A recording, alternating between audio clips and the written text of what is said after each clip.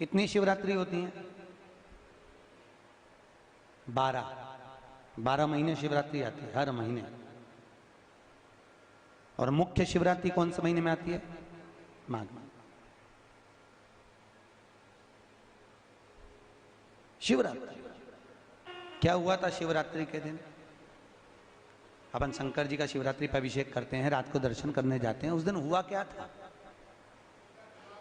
शंकर विवाह हुआ था, ये अपन कह रहे हैं। पर ईमानदारी से क्या हुआ था शिवरात्रि के दिन? शिवरात्रि के दिन शिव का विवाह तो पार्वती के साथ में बाद में हुआ है। और पार्वती मैया के साथ शंकर जी का कोई पहला विवाह है क्या? जब माता पार्वती शंकर जी के साथ में कथा को श्रवण करने के लिए बैठी अमरनाथ की गुफा में, अमरेश्वर महादेव की गुफा में जब कथा श्रवण करने के लिए माता पार्वती बैठी, तो माता पार्वती ने शंकर जी के गले में सर्प उस मुंडों की माला को देखा। और मुंडों की माला देखकर माता पार्वती ने पूछ लिया, प्रभु ये आपके गले में मुंडे किसके हैं? तो शिव जी ने कहा, पार्वती सब तेरे। पार्वती बोली, इतने सारे मुंडे और मेरे? हाँ पार्वती सब तेरे। पार्वती ने कहा, जरा गिनती लगाऊं। लगा ले। 1 2 3 4 जो गिनने बैठी, पार्वती ने देखा 51 मुंडे भगवान शिव के गले में थे। पार्वती जी ने कहा, प्रभु ये 51 मुंडे मेरे हैं? हाँ सब तेरे हैं। पार्वती जी बोली, मतलब मैं 51 बार मर चुकी हूं? भगवान भोलेनाथ जी बोले, हाँ। तो भगवान शंकर से पार्वती बोली, 51 मुंडे मेरे हैं तो इसमें 51 मुंडा तो तुम्हारा भी होगा।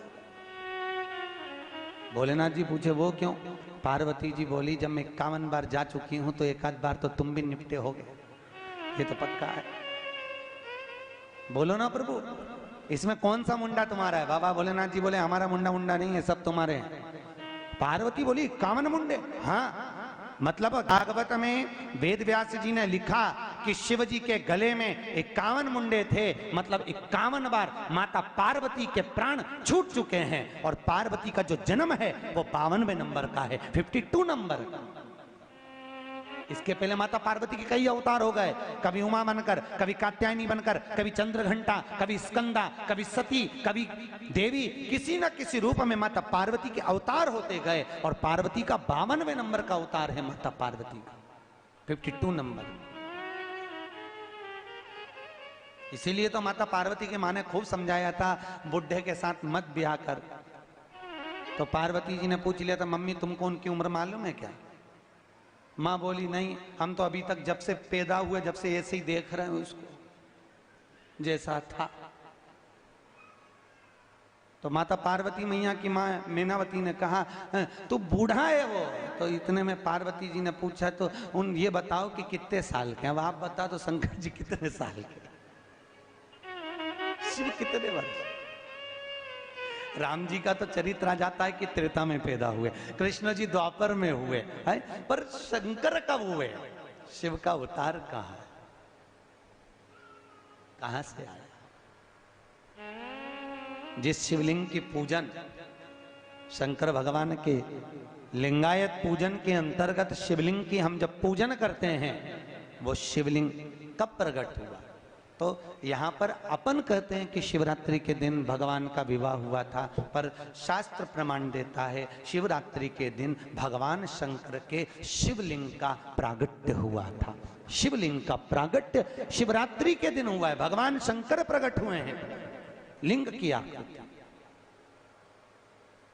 कब हुए? बोलो तो। शिवरात्रि। कितनी शिवरात्रि होती हैं? 12।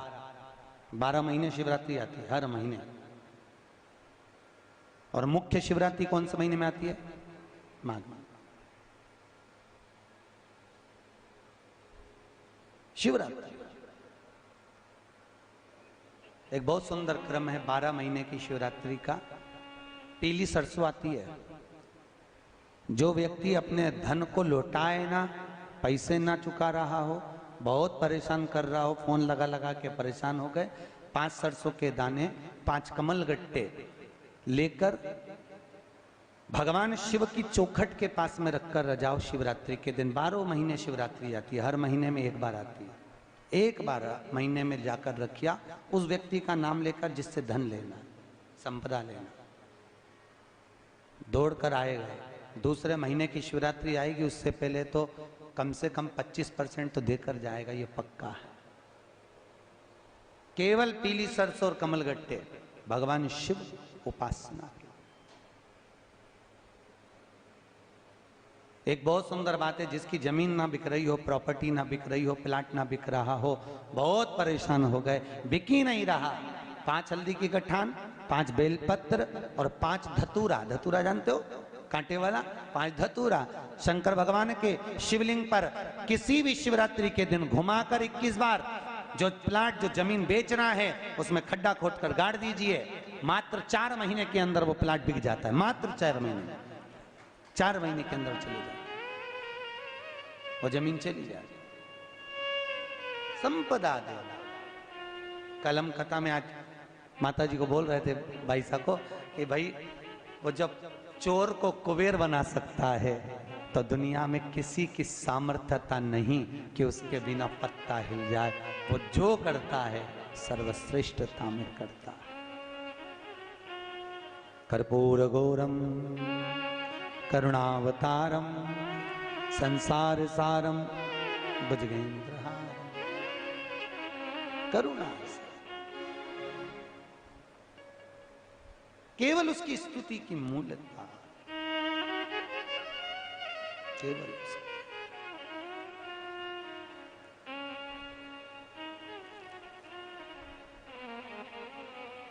आज ब्रह्मा जी ने भगवान विष्णु को रोका, और ब्रह्मदेव भगवान विष्णु को रोक कर, भगवान नारायण को रोक कर ब्रह्मा जी ने कहा, नारायण ये बताओ, मेरी उत्पत्ति आपसे हुई है। भगवान ब्रह्मा जी किनके द्वारा प्रकट हुए? भगवान विष्णु के द्वारा। भगवान विष्णु की नाभि से कमल का पुष्प हुआ, कमल के पुष्प के ऊपर, अरे बोलो, ब्रह्मा। भगवान ब्रह्मा ने कहा, मेरे पिता आप हो, पर हे नारायण, आपको जन्म देने वाला आपका पिता कौन है? आप बताओ, आपका पिता कौन?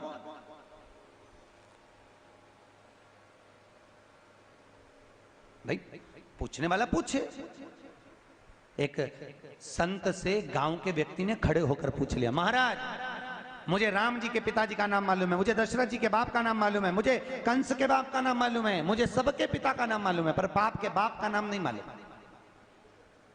मुझे बाप के बाप का नाम बता दीजिए। संत को उत्तर मालूम नहीं था, संत मौन हो गए, चुप रहे। दूसरे दिन उस व्यक्ति ने फिर प्रश्न किया। उस सत्संग में, उस कथा में एक वेश्या आती थी। उस वेश्या ने सुन लिया कि संत को इसका उत्तर नहीं मिल रहा। वेश्या ने आज संत के पास जाकर कहा, बाबा आप रोज मंदिर जाते हो, मेरा वेश्यालय बीच में पड़ता है, आपके चरण अगर मेरे वेश्यालय पर पड़ जाएंगे, मेरा जीवन धन्य हो जाएगा। बाबा एक क्षण आपके चरण मेरे वेश्यालय में जरूर रखना।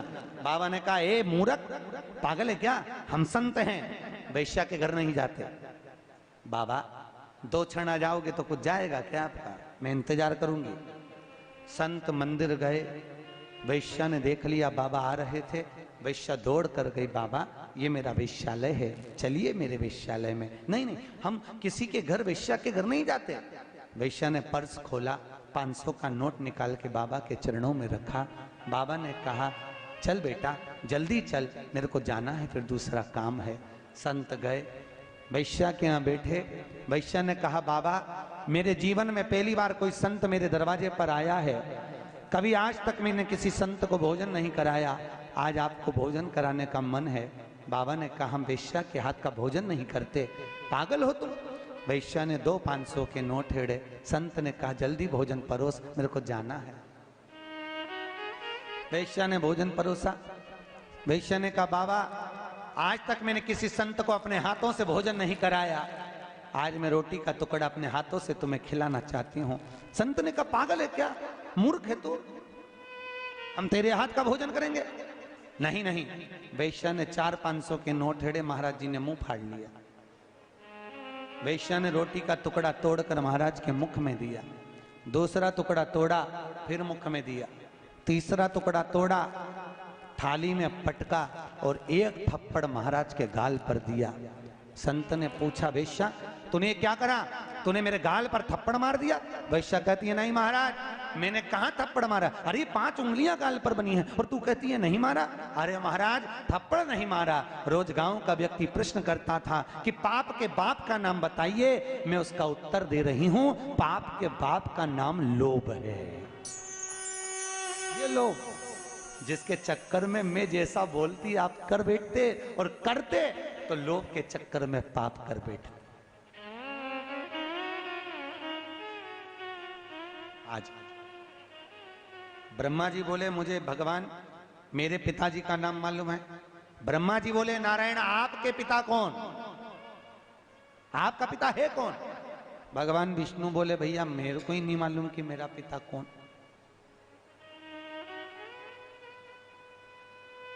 तो फिर आपके पिता को हमें मालूम करना है, चाहे कुछ भी हो जाए।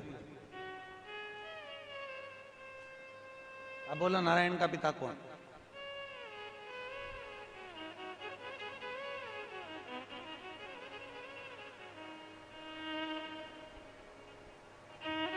भाई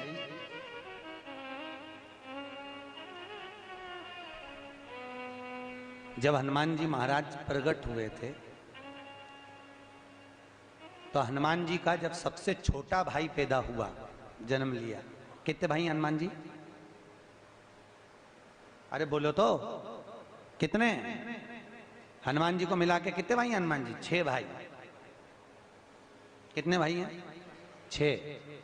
हनुमान जी के बाद में जो भाई का नाम आया है वो मतिमान, फिर दूसरे पर श्रुतिमान, फिर तीसरा केतुमान, चौथे नंबर पर गतिमान और 5वें नंबर पर है धुतिमान। ये हनुमान जी के 5 भाई हैं हनुमान जी के बाद। तो जो सबसे छोटा है हनुमान जी का भाई धुतिमान, एक बार धुतिमान ने भी ये प्रश्न कर लिया था, भैया एक बात तो बताओ। हनुमान जी से पूछा, भैया मेरे को एक बात बताओ। धुतिमान बोला, हनुमान जी का भाई सबसे छोटा वाला, भैया हमारा प्रागट्य हमारी माँ के गर्भ से हुआ है, पर एक बात समझ में नहीं आती, हम जितना भजन नहीं कर पाते, हमसे 4 गुना भजन तू कर लेता है। हमें लगता है तू हमारा भाई नहीं लगता, तू तो कोई संत लगता है, कोई सन्यासी लगता है। हनुमान जी ने कहा, धुतिमान ये तुम्हारे मन का संशय है कि मैं तुम्हारा भाई नहीं हूं, पर माँ के गर्भ से जन्म हुआ है। हो सकता है शिव की आराधना माँ ने खूब करी है, उसकी करुणा से ही मेरा प्रागट्य हुआ है। तो यहां प्रागट्य की कथा है। भगवान नारायण से पूछा गया, आपके पिता कौन हैं? आपका जन्म कहां हुआ? आपके पिता कहां हैं? आपके पिता कौन है? बताइए, कौन पिता? भगवान विष्णु ने कहा, मुझे मालूम नहीं। ब्रह्मा जी को बड़ी ललकता थी, किसी किसी व्यक्ति को भले वो कुछ नहीं करे पर ललकता बहुत रहती है, हर चीज की ललकता। कई लोगों को बड़ा टेंशन रहता है, भागवत जी पे इतनी साड़ी चढ़ती होगी तो महाराज क्या करता होगा, बड़ी चिंता है। मंदिर में इतनी सारी शक्कर चावल आता होगा तो पंडित जी क्या करता होगा। भैया तुम्हारा काम देने का, उसका काम लेने का। ले लिया। अच्छा ईमानदारी से बोलो, देने वाला बड़ा होता है कि लेने वाला बड़ा होता है? अरे बोलो जम के, देने वाला। लेने वाला बड़ा है, देने वाला कभी बड़ा नहीं होता। राजा बलि के दरवाजे पर वामन भगवान भिक्षा मांगने गए थे। राजा बलि दे रहा है, वामन भगवान ले रहे हैं, दोनों में बड़ा कौन है? राजा बलि बड़ा कि वामन भगवान बड़े? भगवान, भगवान बड़े, वो ले रहे हैं।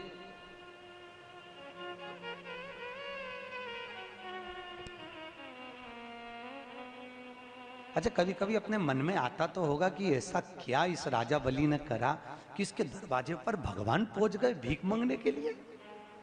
आया आप लोगों के मन में कभी कथा में विचार आया कि नहीं आया? बोलो तो सही, अच्छे से बोलो, ऐसे मत बैठो जीजियों कि जिस दिन मार ठोक के बिठाया। अच्छे से बोलो ईमानदारी से, कभी कभी मन में आता है कि नहीं आता कि दरवाजे पर राजा बलि के दरवाजे पर वामन भगवान 3 पग भूमि मांगने के लिए गए। कभी राजा बलि, आखिर इस राजा बलि ने ऐसा कौन सा पुण्य करा था, ऐसा कौन सा दान करा था, ऐसी कौन सी भक्ति को धारण करा था कि इतना पुण्य कौन सा राजा बलि ने कर लिया कि उसके दरवाजे पर भगवान त्रिकालदर्शी मेरा नारायण भीख मांगने पहुंच गया। कौन सा दान कर दिया? ये राजा बलि की करुणा। अधिक मास की कथा में लिखा है,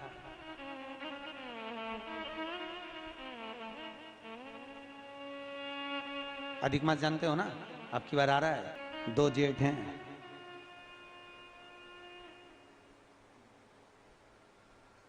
एक जेठ इतना भारी पड़े, 2 जेठ कहीं करेगा। 2 जेठ। अधिक मास की कथा में लिखा है, राजा बलि कौन था? पुराने समय का जुआरी, जुआ खेलने वाला। इसके बराबर दुनिया में कोई जुआ नहीं खेल सकता था जो उसने जुआ खेला। बहुत प्रबल जुआरी था। शंकर जी की कथा कहती है उनको ये नहीं, भोलेनाथ जी को चाहिए क्या? राम जी के पूजन में तो मिश्री लाओ ने, लड्डू लाओ ने, पेड़ा लाओ, कन्हैया जी को भी लाओ, देवी जी को भी ये लाओ, वो लाओ, चुनड़ी लाओ, ये लाओ, चूड़ी लाओ, बिछुड़ी लाओ, साड़ी लाओ। शंकर जी को क्या चाहिए? बोलो। है? 1 लोटा पानी, पर लोग इतने आलसी, मंदिर कई लोटा, मंदिर कई पानी और मंदिर कई शंकर। शंकर भगवान बोले आया काय को, तेरे घर ही आ जाता, इतना भी कष्ट काहे करा है, इतना भी कष्ट क्यों? भैया कथा चल रही थी 3 दोष, वास्तु दोष, पितृ दोष, काल सर्प दोष। पहले के जमाने में ये तीनों नहीं होते थे। क्यों? क्योंकि घर की माताएं घर के मटके में से पानी भर कर ले जाती थी। मटका पितरों का स्थान है, परिंदा पितरों का स्थान है, उसमें से पानी लिया, रसोई घर से निकली। रसोई घर मकान के केंद्र में होता था, पूरे वास्तु का केंद्र बिंदु रसोई घर होता है। उस रसोई घर में से जब पानी लेकर जाती थी तो पितरों के परिंदे में से लिया तो पितृ दोष, और मकान में से लेकर जाती थी तो वास्तु दोष। शंकर जी को जब चढ़ाती थी तो ये दोनों दोष समाप्त रहा करते थे, उछलते नहीं थे, एकदम शांत होते थे। पर आज के जमाने में मंदिर का लोटा, मंदिर का शंकर, मंदिर का पानी, तो शंकर भगवान ने कहा इसलिए वास्तु दोष भी होगा और पितृ दोष भी होगा, क्योंकि घर के परिंदे का, घर के मटके का पानी शिव के लिए नहीं आ रहा। अगर घर के परिंदे का पानी शिव को चढ़ाओगे, घर में से लेकर जाओगे, तो पितृ दोष और वास्तु दोष दोनों समाप्त रहेंगे। क्योंकि वास्तु का देव कौन है? महादेव, देवाधिदेव। चढ़ाओ। शिव को क्या प्रिय है? जल। भगवान भोलेनाथ जी के जल तो चढ़ाओ, पर घर का लाके चढ़ाओ, मंदिर का। और मंदिर का चढ़ाओ तो तुम जितना लोटा पानी चढ़ाओ उतना रुपया मत धरो। 98 लोटे का किराया, 98 पानी का, बिजली का बिल, तो पानी तुम्हारा। और कई कई तो इतने शरीफ बन के खूब लोटा भर के उठा के तुरंत पल्लू मल्लू ले लू आके, हर हर महादेव। शंकर जी सोचे कैसा ढोंग कर रही, फालतू के प्रपंच में लगी, और सोचे शंकर जी प्रसन्न हो जाएगा। ऐसे ही हो जाएगा फालतू का। मंदिर दूसरे का, लोटा दूसरे का, पानी दूसरे का, और खुदाई होता है किसी किसी को। तुम देखना, आंवले के पेड़ की पूजन करने जाए, पीपल के पेड़ की पूजन करने जाए, थाली लगी लगाई मिल जाए, अपनी थाली तो छुए ही नहीं, दूसरे की थाली में से कंकु, हल्दी, चावल सब पीपल देवता के चढ़ा चुड़ू के, और जब तक बेचारी जिसकी थाली वो आए तो देखे तो लोटा में कहीं है ही नहीं। बताओ अब करे सर। ये शिव जी कह रहे हैं शंकर को कुछ प्रिय नहीं। जल चढ़ाया, चढ़ा दो, ना बने, शंकर जी बोल रहे हैं अक्षत चढ़ाया, चढ़ा दो, बेलपत्र चढ़ा दो। और शिव जी तो कहते हैं बेलपत्र नहीं भी हो तो शंकर पे चढ़ी हुई बेलपत्र धोकर वापिस चढ़ा, फिर चढ़ा। इतना भी नहीं हो तो 3 बार बोलो तो ताली बजा। ये भी नहीं हो सके तो भोलेनाथ जी बोले जैसे मेरे ससुर ने स्तुति करी थी वैसी कर दो। शंकर जी के ससुर कौन? दक्ष प्रजापति। आप सबको मालूम है दक्ष प्रजापति का सिर कट गया था, फिर काय का सिर लगाया था? बकरे का। अब बकरा हिंदी में बोलता है क्या? है? बोलता है? बकरा कैसे बोलता है? बा, बा, बा, बा, बा, बा, बा, बा, बा। शंकर भगवान बड़े खुश हुए थे, मेरा ससुर कितनी जोरदार स्तुति कर रहा है। उस दिन से शंकर जी ने कहा जो मेरे मंदिर में आके बम बम बोले भोलेगा, मैं समझ जाऊंगा मेरा ससुर आ गया।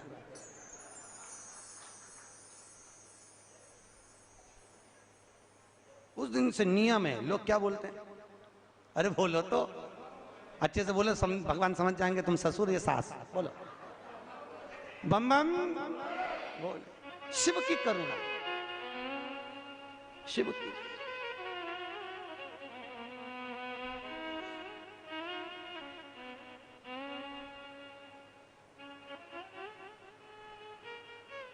हे शिव, इसलिए कहा भोले तेरे चरणों की गर धूल जो मिल जाए, भोले तेरे चरणों की, भोले तेरे चरणों की। सब बोलिए दोनों हाथों से। जो मिल जाए, भोले तेरे चरणों की। मैसेज डियर इन्वेस्टर, एक एक्सपर्ट स्टॉक टिप खास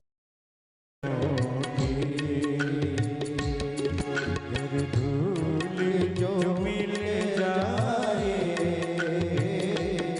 भोले तेरे चरणों की। ताली से बजते हुए।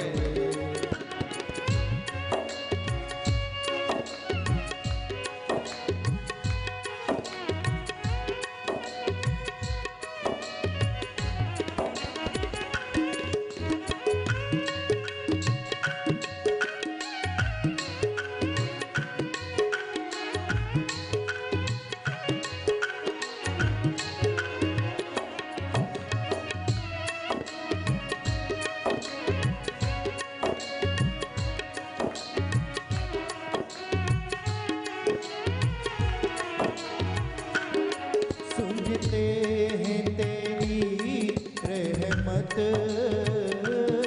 दिन रात बरसती है। सुनते हैं तेरी रहमत, दिन रात बरसती है। एक बूंद जो मिल जाए, एक बूंद जो मिल जाए, मन कलियां खिल जाए। एक बूंद जो मिल जाए, मन कलियां खिल जाए। भोले तेरे चरणों की। जय हो।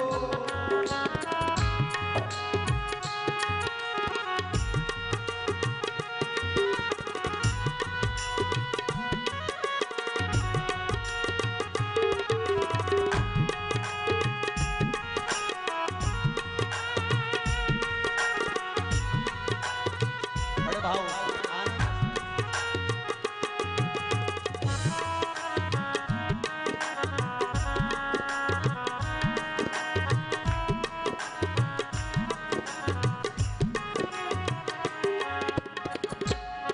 नजरों से गिराना ना, चाहे लाख सजा देना। हे शंकर हे भोले। नजरों से गिराना ना, चाहे लाख सजा देना। नजरों से जो गिर जाए, नजरों से जो गिर जाए, मुश्किल है संभल पाना। नजरों से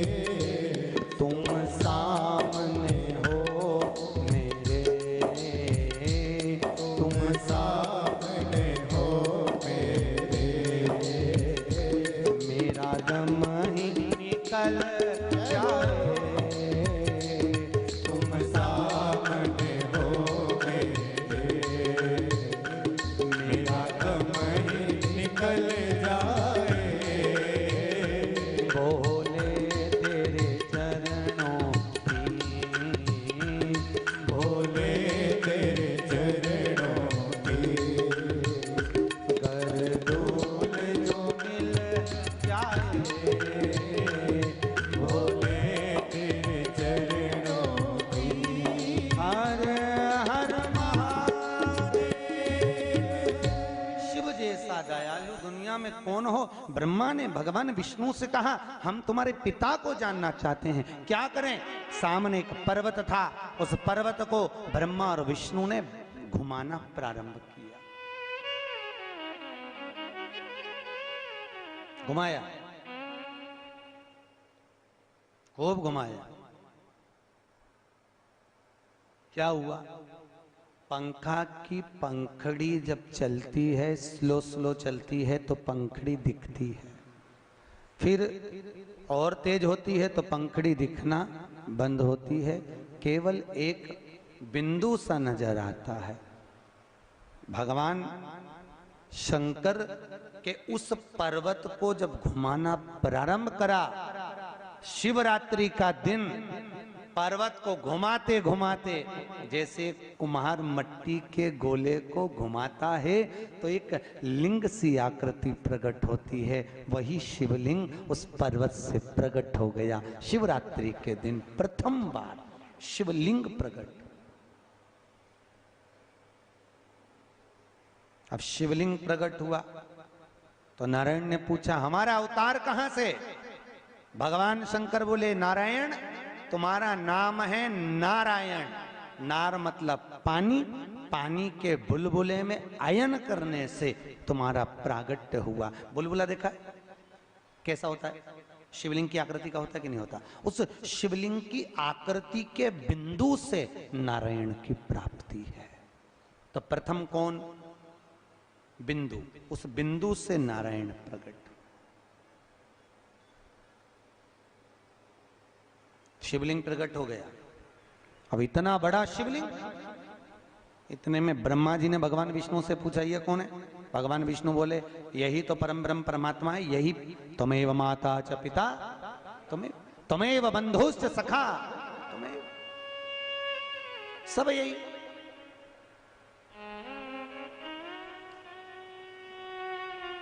शिव तन शिव मन शिव ही हमारो धन, यही तो है सब कुछ।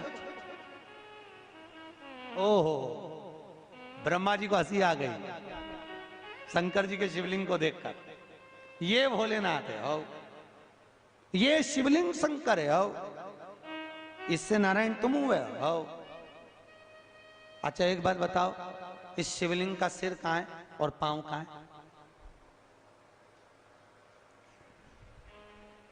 भैया दुनिया के कई लोग शंकर जी के मंदिर में गणेश जी को ढूंढते हैं, कई लोग कार्तिकेय को ढूंढते हैं, कई लोग माता जगदम्बा को ढूंढते हैं शंकर जी के मंदिर में।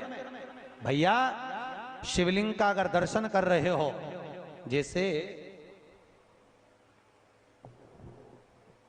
ये पुष्प को समझो ये शिवलिंग है, ठीक है, या ये डब्बी जो है ये शिवलिंग है, ठीक है, और ये जलाधारी है जहां से पानी गिरता है, पीछे भी आप लोग देख रहे होंगे। भगवान शंकर के मंदिर में गणेश का स्थान कहां है?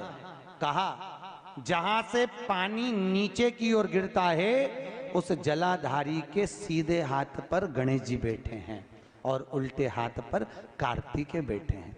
जहां पर शिवलिंग रखा है यह माता पार्वती जी की गोद है, और जहां शिवलिंग की आकृति है ये स्वयं शंकर है। और उस शिवलिंग में एक जगह ऐसी है जहां पर शंकर भगवान की सबसे छोटी लड़की अशोक सुंदरी का निवास है। शिव जी की सबसे छोटी बेटी का नाम क्या है? अशोक सुंदरी। कहां? जहां से पानी नीचे गिरता है, चढ़ाने के बाद जहां पानी जाता है, पानी जाने वाले स्थान पर बीच में एक लाइन होती है मोटी सी गहरी सी, वो अशोक सुंदरी है। आज भी कहते हैं जिस कन्या का विवाह नहीं हो रहा, जिस लड़के की शादी नहीं हो रही हो, सोमवार की अष्टमी पड़ने पर एक लाल फूल चंदन में लगाकर जहां पर अशोक सुंदरी का स्थान है, उस अशोक सुंदरी वाले स्थान पर ले जाकर अगर सोमवार की अष्टमी पड़ने पर लड़का या लड़की जिसका विवाह नहीं होता वो चढ़ा देता है, मात्र 3 महीने में उसका विवाह पक्का हो जाता है। मात्र 3 महीने। अशोक सुंदरी का स्थान शिव भगवान के उस जलाधारी पर है। अशोक सुंदर शिव जी की सबसे छोटी बेटी, क्या नाम है? जम के बोलो। अशोक सुंदर प्रिय।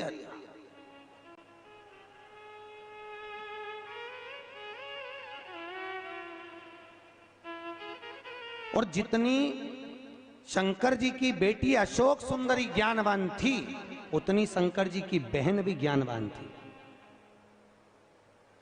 कौन? शिव जी की बहन। क्या नाम था? अरे बोलो तो, शंकर जी की बहन का क्या नाम था? क्षीप प्रिया। क्या नाम था? क्षीप प्रिया। शिव जी की बहन थी, वो भी उतनी क्या अति प्यारी।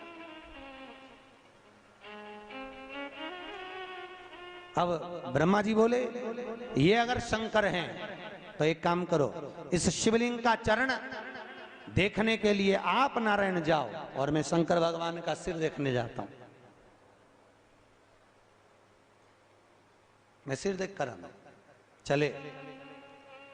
भगवान विष्णु ने कहा मत परीक्षा लो। क्या को परीक्षा ले रहे हो? देख लिया बस, भगवान के दर्शन हो गए ना, बहुत है। नारायण बोले क्या देखना? नहीं नहीं नहीं, आप चरण ढूंढो, मैं सिर ढूंढता हूं। शिवलिंग का चरण देखने के लिए नारायण नीचे गए पाताल में। जब चरण नहीं मिले तो नारायण ने सोचा भगवान का कोई चरण मिलता है, माता पिता का पार कौन पार सकता है? कौन पाए? माता पिता जैसा दुनिया में कोई दयालु नहीं हो सकता। होता है क्या? बहू कहे गुरुजी वो पूना में सर्विस कर रहा है, और बेटी तो कहे गुरुजी वो विदेश में सर्विस कर रही है। अच्छा, और तुम? कि हम दोनों बूढ़ा बुढ़ी हैं, घर में रहते हैं। बच्चों को खूब बढ़ाओ, बेटा बेटी सबको खूब पढ़ाओ। और शिव महापुराण कहती है डॉक्टर, इंजीनियर, सीए सब बनाने से पहले बच्चों को संस्कारित बनाओ, नहीं तो सेवा कौन करेगा? विचार करिए, सेवा कौन करेगा?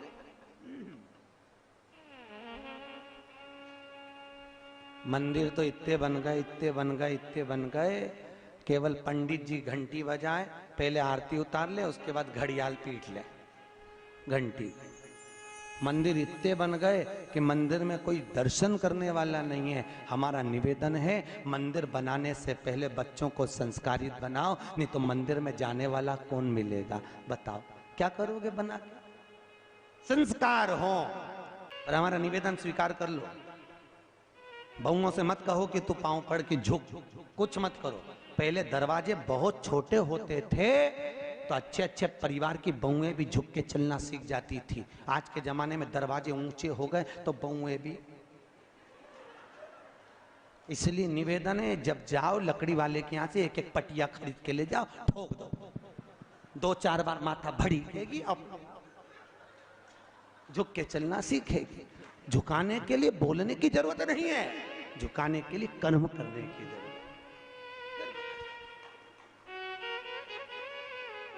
क्यों बार बार बोलोगे कि बेटा पांव पड़, झुक झुक, तो वो नहीं झुकेगी। उसको झुकाना है तो पटिया ठोक दो, इतना सोडा ले जा, झुकेगा। क्यों बोल? ब्रह्मा जी गए ऊपर भगवान शंकर का मस्तक देखने के लिए, भगवान नारायण गए नीचे भगवान शिवलिंग का चरण देखने के लिए, नीचे वो ऊपर। भगवान विष्णु को लगा चरण नहीं मिलेंगे, वापिस आ गए।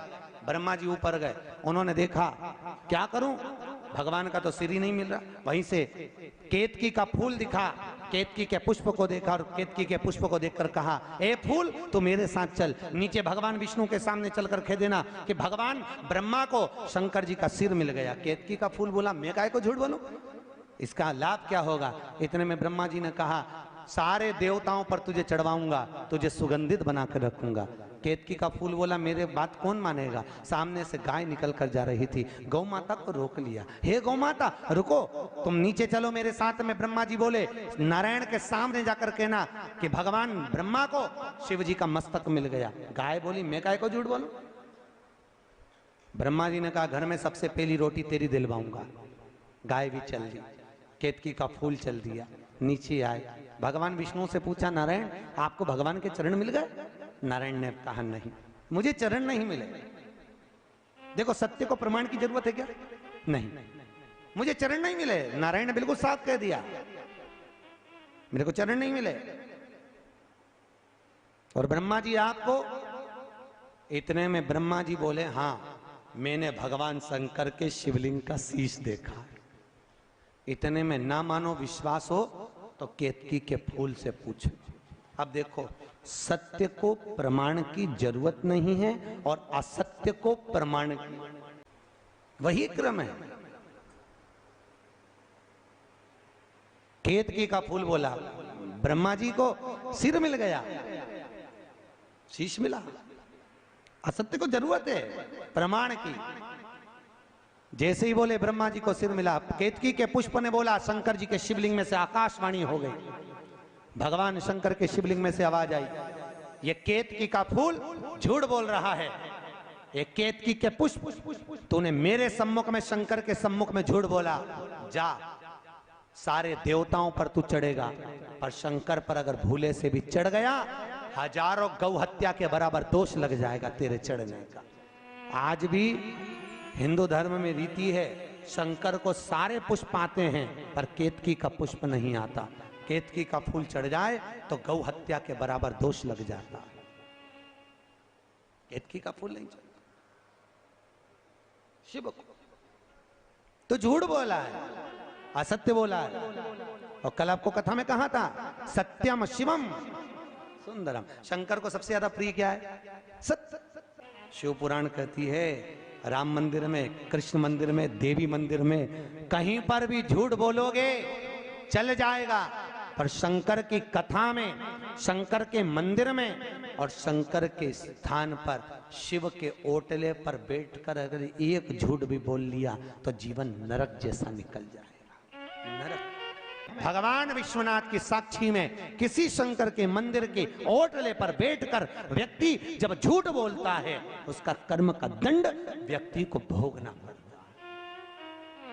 असत्य ना बोलो, और बोलो तो ये याद रख लो शंकर तो पास में नहीं है, शिवलिंग तो नहीं है। पहले के जमाने में अदालत नहीं होती थी, पंचायत नहीं होती थी। पहले के जमाने में लोग शिव जी के मंदिर में ले जाते थे, गंगा जली उठवाते थे। बोल उठाकर गंगा जली कि तूने ऐसा नहीं करा। गंगा जली का मतलब क्या है? गंगा जल भरा है शंकर की जटा में, गंगा जली का मतलब है कि शिव को हाथ में ले लिया। अगर शंकर के सामने झूठ बोल दिया तो मरते मरते जीवन नरक जैसा निकल, नरक जैसा। भाई नारायण का प्रसाद रात भर घर में रख सकते हो, कृष्ण का प्रसाद रात भर घर में रख सकते हो, केवल एक महादेव का प्रसाद ऐसा होता है जो रात भर घर में नहीं रखाता। जो संकट सोमवार का व्रत करते होंगे, किसी ने करा होगा संकट सोमवार 16 सोमवार, उनको मालूम होगा कि भगवान का चूरमा बनता है, मलिदा बनता है। शिव जी का रात्रि भर प्रसाद नहीं रखाता, रात भर नहीं, उसी दिन खाइए, उसी दिन समाप्त करिए, उसी दिन पाइए। क्यों? क्योंकि शिव की करुणा बहुत दिन में आशीर्वाद नहीं देती। शिव की करुणा तो ऐसी होती है कि तुमने ये हाथ दिया और शंकर ने वो हाथ दिया, शंकर तुरंत परिणाम देते हैं, तुरंत तुरंत, ज्यादा समय नहीं लगता। केतकी के फूल ने झूठ बोल दिया, इतने में गौ माता बोली यह आकाशवाणी झूठी है। शिव जी ने कहा गौ माता तू जगत की मां होकर, जगत की मां कहलाकर तू झूठ बोल रही है। जा, मैं तुझे श्राप देता हूं गौ माता, तेरा पूरा शरीर पूजा जाएगा और तेरा मुख अपूज्य माना जाएगा। और गाय माता का, गौ माता का पूरा शरीर पूजा जाता है, पर गाय का मुख अपूज्य माना जाता है। अपूज्य क्यों? क्योंकि गौ माता ने श्राप दिए, गौ माता ने झूठ बोला, झूठ बोली। हिंदू धर्म में सारे मंदिरों की परिक्रमा आगे से होती है। हिंदू धर्म में तुलसी, पीपल, बरगद सारी परिक्रमा आगे से होती है। केवल हिंदू धर्म में गौ माता की परिक्रमा एक ऐसी होती है जो पीछे से चालू होती है, गाय की पूंछ से, और पूंछ पे विराम होती है। हिंदू धर्म में सारे दान आगे से, कन्यादान, अन्नदान, वस्त्रदान, स्वर्णदान, सारे दान आगे से। केवल हिंदू धर्म में एक दान, गौदान, पीछे से होता है, गाय की पूंछ पकड़कर। क्यों? इस गौ माता ने झूठ बोला है, झूठ बोला है, इसलिए इसके सम्मुख नहीं जाएंगे। तो झूठ बोली है। और गौ माता ने एक बार झूठ नहीं बोला, 2 बार बोला। एक बार राम जी के सामने गया नदी पर बोली थी झूठ। राम जी ने कहा सीता के सम्मुख में, ले सीता ये चावल लाया हूं, पका लो, पिताजी को पिंड देना है। इतने में सीता जी ने कहा गौ माता से पूछ लो, मैंने पिंड दान कर दिया बालू रेत का। गौ माता ने सोचा रेत का पिंड दिया, क्या मेरा पेट भराएगा? बालू रेत का पिंड से क्या पेट भराएगा? चावल का पिंड मिलेगा तो पेट भराएगा। गौ माता ने झूठ बोल दिया तो सीता जी ने श्राप दिया, गौ माता तो झूठ बोली है मेरे पति के आगे, जा तेरा मुख अपूज्य रहे। गाय का पूरा शरीर पूज्य पर मुख अपूज्य। झूठ बोली है तूने, झूठ कहा। तब भी उस समय तक भी ब्रह्मा जी बोलते रहे आकाशवाणी झूठी। और जैसे ही अब ब्रह्मा जी ने कहा आकाशवाणी झूठी है, इतने में शंकर भगवान ने कहा ब्रह्मदेव मान जाओ, तुम अभी पहचाने नहीं हो मुझको। लोग पृथ्वी पर भगवान विष्णु की मूर्ति की पूजन करेंगे, ब्रह्मा जी की पूजन कर लेंगे, इंद्र की पूजन कर लेंगे, पर शंकर का कोई मूर्त पूजन नहीं। शंकर का तो केवल एक शिवलिंग ही मूर्त के बराबर होगा। उस मूर्ति में सारा ज्योतिर्लिंग, 12 ज्योतिर्लिंग एक लिंग में ही समाहित होगा। एक कहां ढूंढे?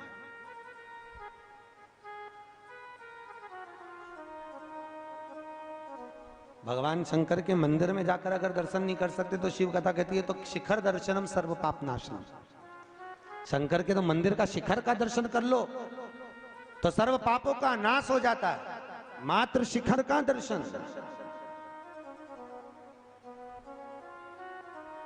शिव ब्रह्मा जी ने,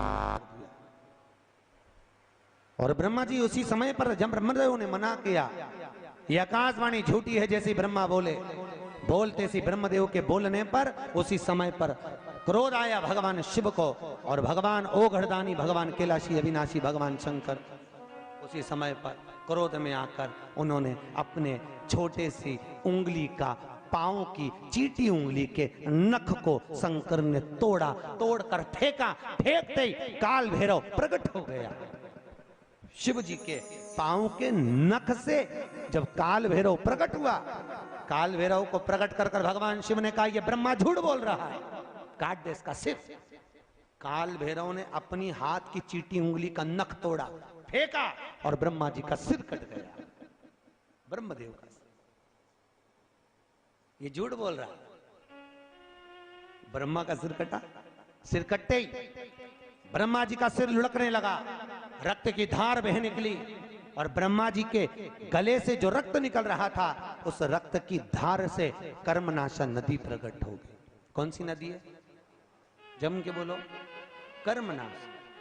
भारत की भूमि पर मात्र एक नदी ऐसी है कर्मनाशा, जिसके घाट पर गवर्नमेंट ने लिखा रखा है कि इसमें हाथ ना धोइए, पांव ना धोइए, ये कर्मनाशा है।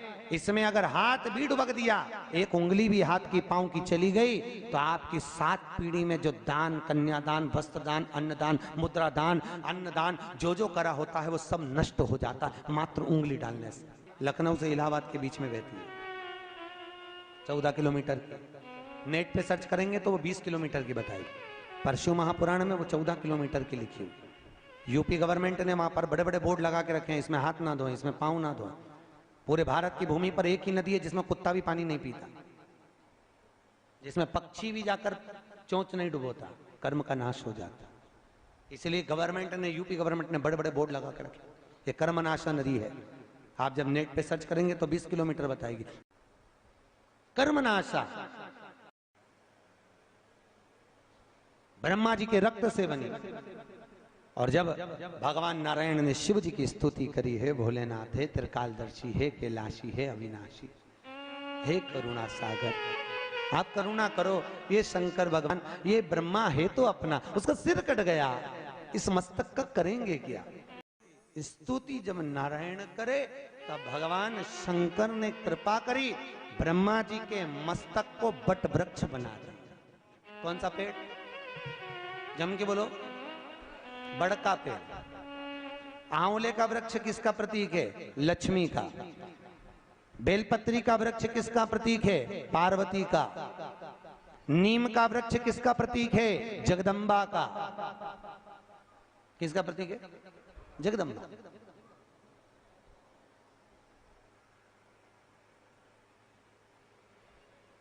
कितना सुंदर कहा है। जिस व्यक्ति को ब्लड प्रेशर की बीमारी रहती हो, ऊपर नीचे ब्लड प्रेशर होता रहता हो, तकलीफ भोग रहे हो, बहुत कष्ट में हो, बार बार पसीना आ जाए शरीर पर, कुछ ना करिए, एक लोटा पानी भरो, 7 पत्ती नीम की डाल लो। काय की डालना? नीम, कड़वी नीम, मीठी नीम नहीं, कड़वी नीम। 7 पत्ती नीम की डाल लो और 7 उसमें बेलपत्र डाल लो। जिस व्यक्ति का ब्लड प्रेशर हाई हो, लो हो, उसके कमरे में उसको प्लेट से ढककर रख दीजिए। सुबह स्नान कर कर वही व्यक्ति जिसका ब्लड प्रेशर ऊंचा नीचा होता है, उसको शिव जी को समर्पित करना। शिव को चढ़ाकर उसी का पानी 7 बार उसी स्थान पर ग्रहण कर लेना। व्यक्ति का ब्लड प्रेशर बराबर हो जाता है। मात्र लगभग अगर सोमवार कर रहे हो तो 11 सोमवार करो, प्रतिदिन नियम से कर रहे हो तो 15 दिन कर लो, उसमें बराबर। फिर कभी जिंदगी में ब्लड प्रेशर की बीमारी चली ही जाती है, कोई दिक्कत नहीं करिए।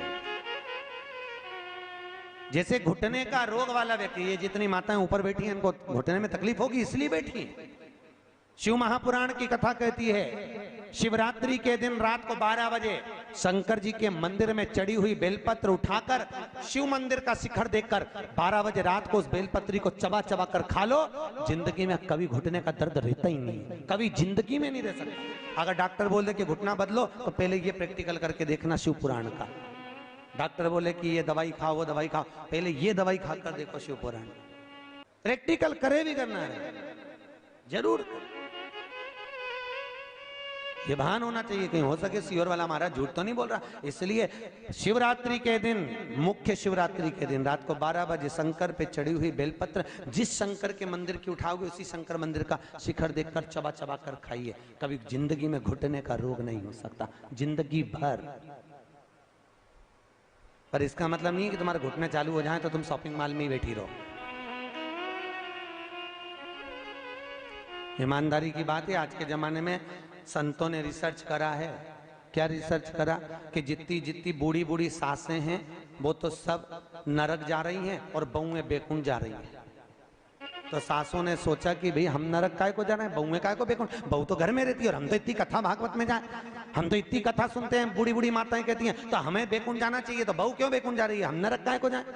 तो संतों ने रिसर्च करा कि जितनी बूढ़ी बूढ़ी माताएं कथा में जाती हैं, इन सबको घर की याद बनी रहती है। मैं फ्रिज में दूध रखी आई, ना जाने क्या कर रही होगी, क्या पता, क्या मालूम क्या कर रही होगी, छोरा आया होगा, रोटी बनाई होगी कि नहीं बनाई होगी। और जितनी घर में बहुएं रहती हैं वो, उनसे कोई भी पूछता कि मम्मी कहाँ गई? अरे सालासर भवन में शिव महापुराण की कथा चल रही है, अग्रवाल जी करा रहा है। अच्छा, आज कथा का दूसरा दिन है, सियोर वाला महाराज आया, उसे कथा ही कथा की बात बहू कर रही, और बूढ़ी बूढ़ी अम्मा यहाँ बैठ के दूध और चाय को याद कर रहे। इसलिए भगवान ने कहा तू नरक वो स्वर्ग जा।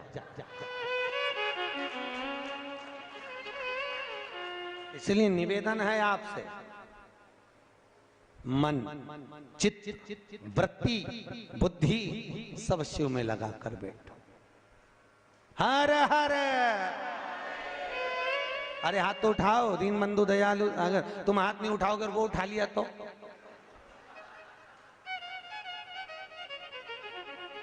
उठाओ जम के। हर हर। देव का मतलब है देव। हाथ ऊपर जाके ऐसा कर दिया कर, देव, गाड़ी देव, बंगला देव, देव, हर हर महादेव, देव।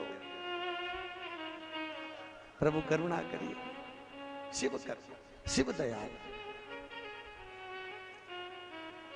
शिव जैसा कोई। अब ब्रह्मा जी के मुख का क्या बना दिया? बट का वृक्ष। शंकर जी की आराधना का केंद्र हो। शिव जी का एक नाम पड़ गया, बटकेश्वर महादेव। क्या नाम पड़ा? बटकेश्वर महादेव। बटकेश्वर।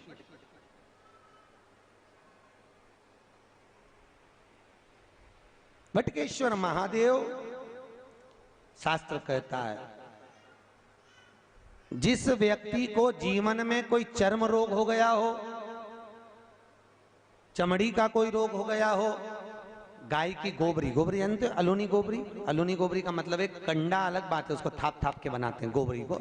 एक होती है गाय ने पोटा करा, पोटा करा वो सूख गया, ऐसे किसी सूखा सुखाया पोटा लेकर आओ, उसको कंडे को जलाओ, जलाकर उसकी राख तैयार करो। राख को सफेद रुमाल में रखकर सोमवार के दिन बिना किसी से बोले शंकर जी के मंदिर में जाकर उस राख को, उस भस्मी को शिव को समर्पित करो। चढ़ाने के बाद उस भस्मी को वापिस उतार लो। उतार कर जब हम स्नान करें 5 दिन लगातार उस भस्मी को पानी में डालकर स्नान करना चालू कर दो, चर्म का सारा रोग समाप्त हो जाता है।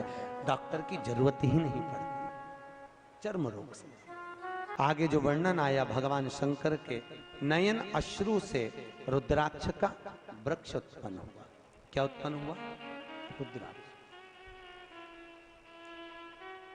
और रुद्राक्ष का वृक्ष भगवान शिव के नयन अश्रु से प्रकट होता है। एक मुखी से लेकर 14 मुखी तक रुद्राक्ष होगा। गले में पहनते हैं, आप लोग धारण करते होंगे।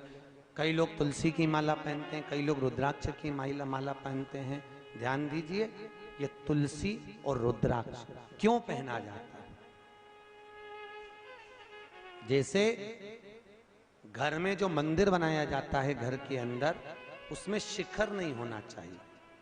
जिसके घर के मंदिर में शिखर होता है उसके घर में कभी जिंदगी में शांति नहीं रह सकती। इसलिए घर के मंदिर में शिखर का मूलता नहीं रहती। ये उसी तरह है जैसे गरुण घंटी। गरुण घंटी देखी आपने? वो बजाते हो गरुण जी महाराज की घंटी। ये घंटी का नाद कहाँ कहाँ करना चाहिए? गरुण घंटी का नाद किया जाता है सबसे पहले भगवान के सम्मुख में, ठीक है।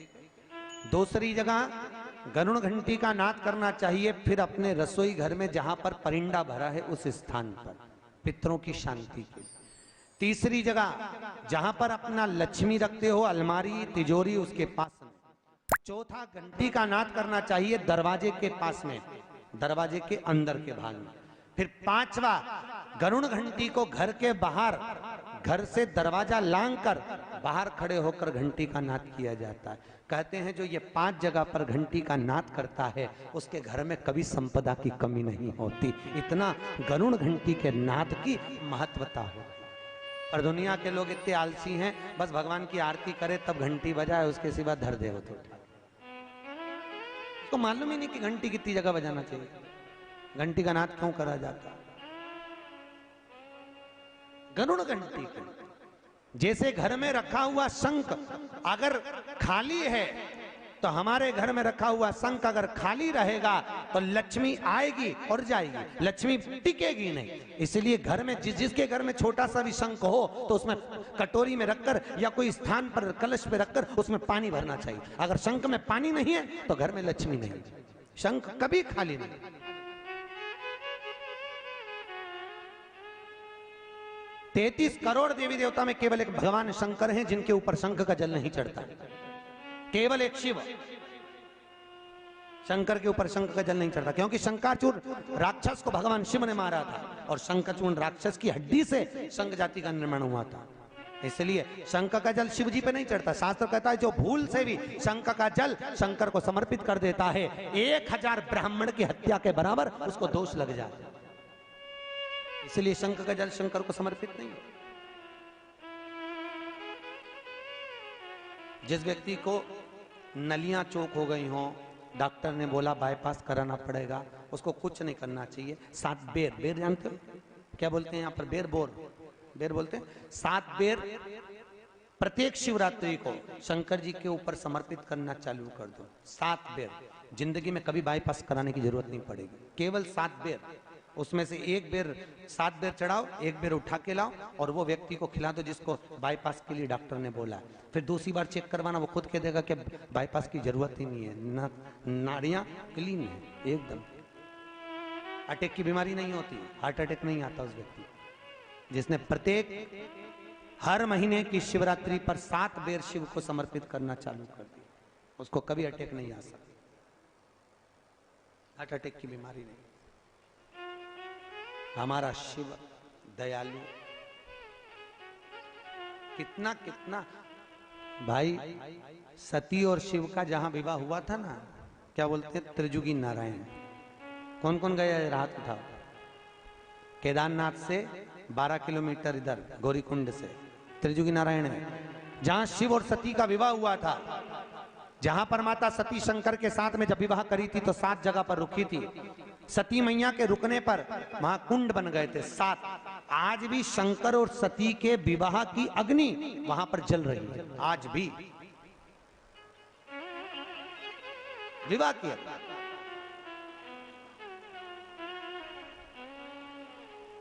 जो कैंसर का रोगी होता है, जिसको कैंसर जैसी बीमारी हो जाए, डॉक्टर भी हाथ ऊंचे कर दे, तब मेरे महादेव के त्रिजुगी नारायण का पानी दीजिए। जहां शिव और सती का विवाह हुआ था 7 कुंड बने थे, उस 7 कुंड का पानी एक बोतल में भर के ले आओ और लगभग 21 दिन तक उसको 1-1 चम्मच पानी देना चालू कर दो, कैंसर की बीमारी में आराम लग जाता है, एकदम वो स्वस्थ हो जाता है। फिर चेक, तो फिर सोचो, तुम तो शिव महापुराण की कथा सुन रहे हो, ये दादा है, बाबा है। कहते हैं दादा की गोद में जब पोता बैठता है ना, खाली नहीं उठता, उसको दादा 5 रुपए 10 रुपए या टॉफी देकर ही भेजता है। उसी तरह जो शिव महापुराण की कथा में आकर बैठता है, मेरा भोलेनाथ उसे खाली नहीं भेजता, कुछ ना कुछ देकर ही भेजेगा, कभी खाली नहीं भेजेगा। बाबा एक मुखी से लेकर 14 मुखी तक रुद्राक्ष होते हैं। एक मुखी रुद्राक्ष लक्ष्मी के लिए वर्णित किया गया है। सबसे श्रेष्ठ रुद्राक्ष 7 मुखी होता है। कौन से नंबर का? 7 मुखी रुद्राक्ष।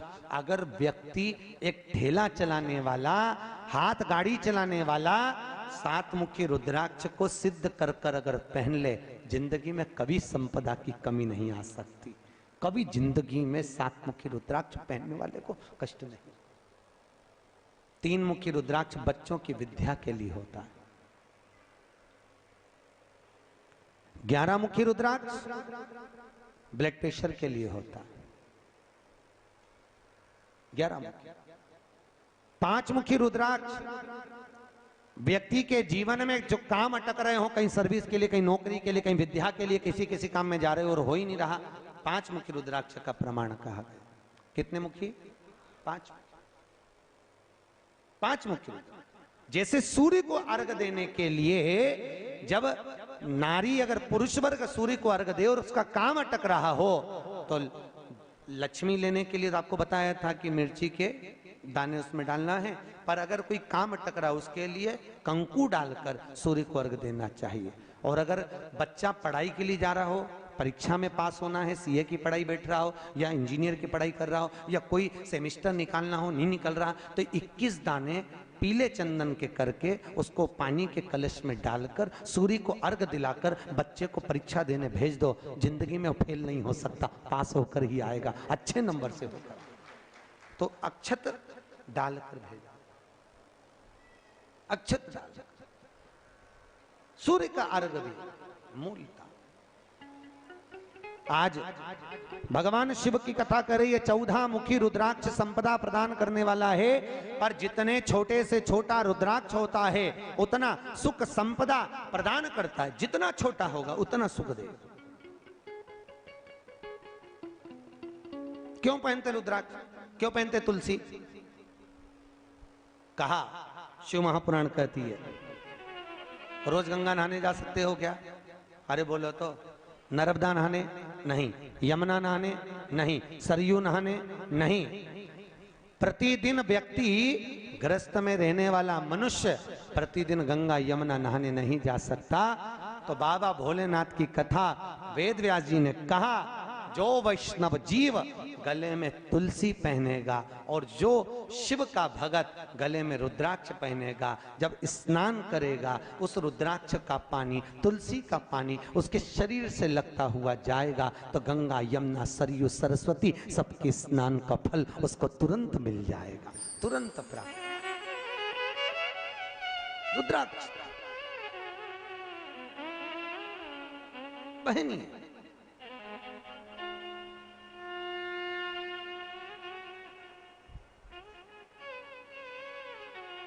और रुद्राक्ष पहनो तो टेस्टेड, बिल्कुल ओरिजिनल पहनना। धारण करिए, आजकल बहुत रुद्राक्ष मिलते हैं पर ओरिजिनल नहीं मिल पाते, टेस्टेड होना चाहिए। रुद्राक्ष की मूलता है, उसको पहन धारण करिए। शिव का स्मरण कर कर, सबका मंत्र अलग अलग वर्णित किया गया है शास्त्रों में।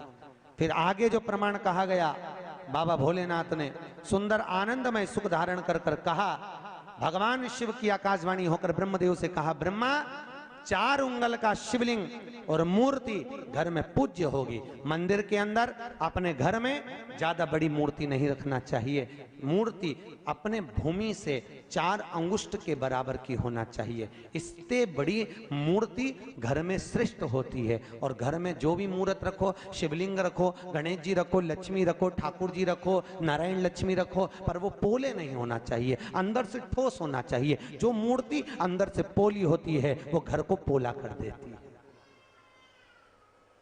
आपको मालूम है पहले के जमाने में लड़की देखने जाते थे लड़के वाले, तो क्या देखते थे? लड़की का मुख देखकर आते थे। क्या देखते थे? उसका पांव। अरे जम के तो बोलो, क्या देखते थे? उसका पैर देखते थे, पांव, पांव देखते थे। क्या करते थे? लड़की से कहते जा बेटा पांव को गीला करके आ। लड़की पांव को गीला करके आती थी, उसको चला कर देखते थे। जिसका पांव गीला करने के बाद पत्थर पर जम जाए, समझ लो घर को जमा ले।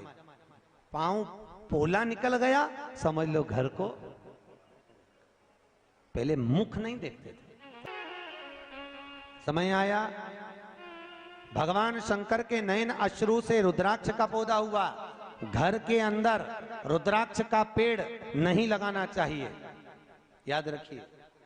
काय का वृक्ष?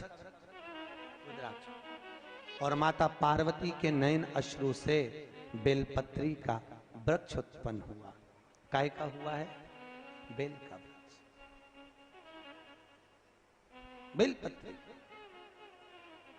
जो व्यक्ति बहुत ज्यादा गरीब हो, बहुत कंगाल हो, लक्ष्मी नहीं आ रही हो, बहुत तकलीफ में हो, कर्जा बहुत ज्यादा हो, उसको कुछ नहीं करना। सोमवार की सोमवार शाम के समय बेलपत्री के पेड़ के नीचे थोड़ी सी शक्कर या गुड़ डालकर एक दिया रखकर घी की बत्ती लगाकर जलाकर आ जाओ, अपने आप कर्जा चूकना चालू हो जाता है। कर्जा नहीं रहता। क्यों? माता लक्ष्मी को भगवान शिव ने कहा था, लक्ष्मी तेरा विवाह मैं भगवान नारायण के साथ कर रहा हूं, तो नारायण के चरणों में तो रहेगी, पर एक बात याद रख, माता पार्वती के नयन अश्रु से प्रकट हुए बेलपत्र के नीचे शाम के समय पर तेरा निवास होगा। तो प्रतिदिन शाम के समय पर बेलपत्र के पेड़ के नीचे बैठकर नारायण की आराधना करेगी। जो तेरे नाम का दिया बेलपत्र के पेड़ के नीचे लगाएगा, उसका घर संपदा से भर जाएगा। आज भी कहते हैं दीपावली के दिन रात्रि के 8 बजे से 9 बजे के बीच में पीपल के पेड़ के नीचे जो घी का दिया और सरसों के तेल का दिया लगाता है, उसके यहाँ संपदा की कमी नहीं आती। उसी तरह बेलपत्री के पेड़ के नीचे सोमवार की सोमवार शाम के समय दिया लगाने पर हमारे घर में कितना भी कर्जा हो सब चूक जाए। कर्जा चूकता है। भगवान शिव की आराधना। किसी पुराण के अंतर्गत 18 पुराण 6 शास्त्र में कहीं पर ऐसे टोटके नहीं लिखे, पर शिव महापुराण में शंकर जी की कथा में वेदव्यास जी ने सारे टोटके लिख दिए, सब कुछ लिखा। क्यों लिखा?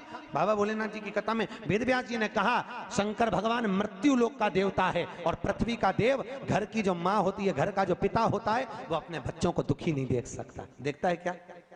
उसका मुंह उतरा दिखेगा तो बाप भी कह देगा ले मेरे पास से ले जा, थोड़ा बहुत जा कर ले काम। काय को मुंह उतार के बैठा, ले ले जा। उसी तरह भोलेनाथ मृत्यु लोक का देव महादेव है। भगवान शिव की कथा में वेदव्यास जी ने कहा कि शंकर की कथा में ये सारे उपाय इसलिए लिखे कि मनुष्य को दुख ना हो, कष्ट ना हो, तकलीफ ना हो। इसीलिए वो कहे ना कि भोले प्रेम की बजा दो बंसी रे, कहीं बेर ना रहे, नफरत ना रहे।